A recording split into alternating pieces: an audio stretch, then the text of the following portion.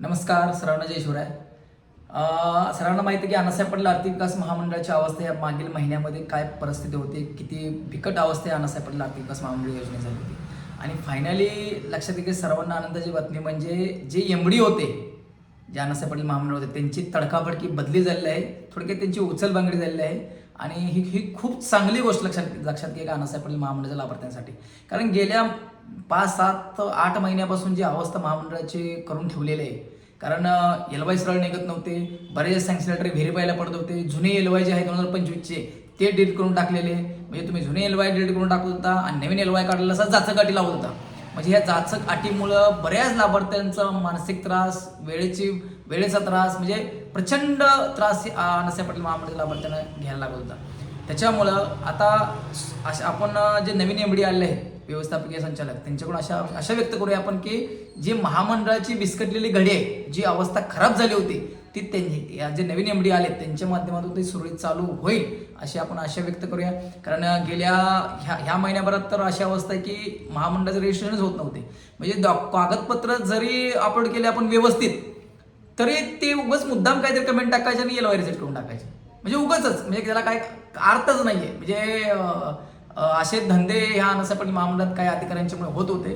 त्याच्यामुळं कदाचित आता असं आपण आशा व्यक्त करूया की ह्या जे विस्कटलेले घडे ही सुरळीत व्हावे, अण्णासाहेब पाटील महामंडळाच्या लाभार्थ्यांना योग्य व्यवस्थित वेळच्या लाभ मिळावा. आत्ता 300 कोटीचा मागच्या आरड्यामध्ये 300 कोटी महामंडळाच्या खात्यामध्ये वर केले सरकारने, गव्हर्नमेंटने.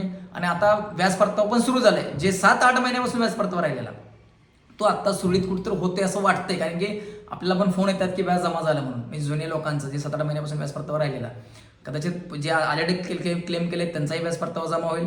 पण आता आपण आशा व्यक्त करूया की एलवाय सुद्धा सुरळीत होतील. ज्या जाचक लावल्या होत्या पहिल्या, ज्या जुन्या एमडींच्या कार्यकालामध्ये, त्या अध्यक्ष साहेबांना आमची विनंती आहे की त्या सगळ्या तुम्ही काढून टाका.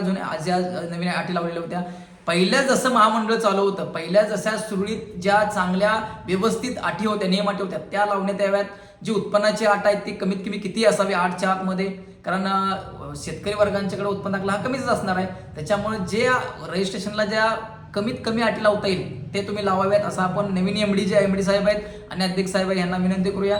आणि जास्तीत जास्त प्रकरणं अण्णासाहेब पाटील महामंडळातनं कसे होतील आणि जास्तीत जास्त प्रकरण तुम्हीही करा.